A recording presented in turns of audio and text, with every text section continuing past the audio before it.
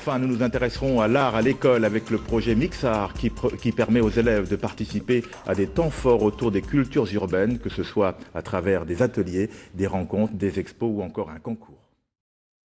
On va revenir à l'actualité scolaire par le biais maintenant de l'art avec le projet Mixart lancé par le rectorat. Il s'agit durant l'année scolaire de créer un temps fort artistique autour des cultures urbaines qui toucherait donc tous les élèves.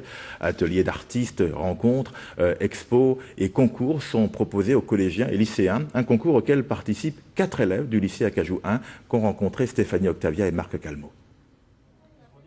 C'est dans la salle des conseils du lycée Acajou 1 que nous retrouvons Thérèse, Maëlia, Anthony et Steve en pleine séance de travail.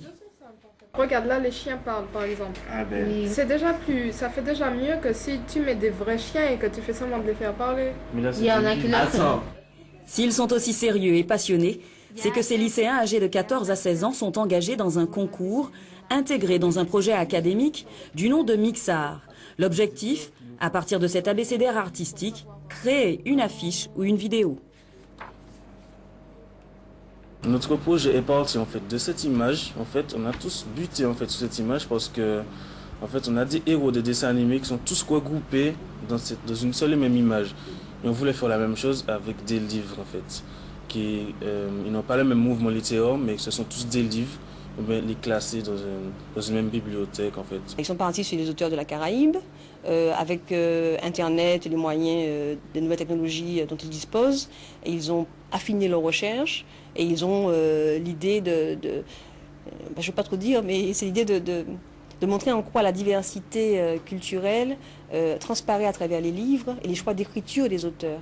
Et ça, je trouve ça intelligent et intéressant pour des élèves de seconde qui peut-être vont se destiner aux études littéraires. Voilà.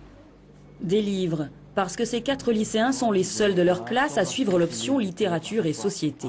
Ils travaillent sur leur projet depuis le 9 décembre. On va prendre une feuille, dessiner un livre, marquer en tout petit, alors que si on prend le livre même, si on essaie de faire un petit zoom dessus, on va voir que le nom du livre, et puis le livre il va marcher, tout et tout. Comme ça là, on saura c'est quoi le mouvement littéraire du livre.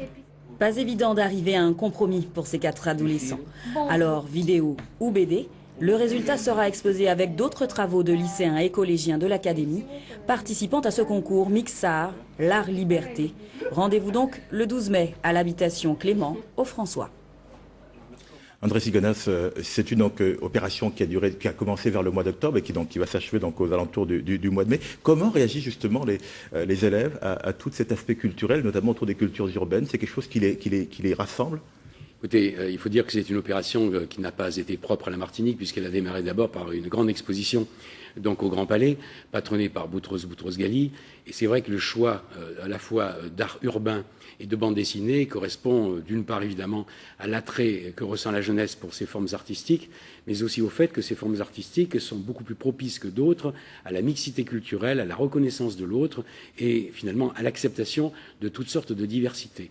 On entendait hier dans un reportage qu'on a diffusé ici, Marie Scondé qui se plaignait depuis son exil new-yorkais du manque d'attrait quelquefois pour les Martiniquais, les Guadeloupéens, notamment pour la littérature. Est-ce que vous pensez que ce genre de choses peut les amener non seulement donc au livre, mais aussi donc à toute forme d'expression artistique et que justement ça peut combler ce vide-là? Et bien sûr, je crois que cette opération est exemplaire de ce point de vue-là, dans la mesure où elle est, comment dirais-je, proliférante, dans le bon sens du terme. Elle permet à la fois de travailler l'expression orale, de travailler sur des textes, de travailler sur de l'art graphique, de travailler également sur de l'art visuel et finalement de déclencher toutes sortes de créativité, toutes sortes d'appétits, y compris l'appétit pour le livre.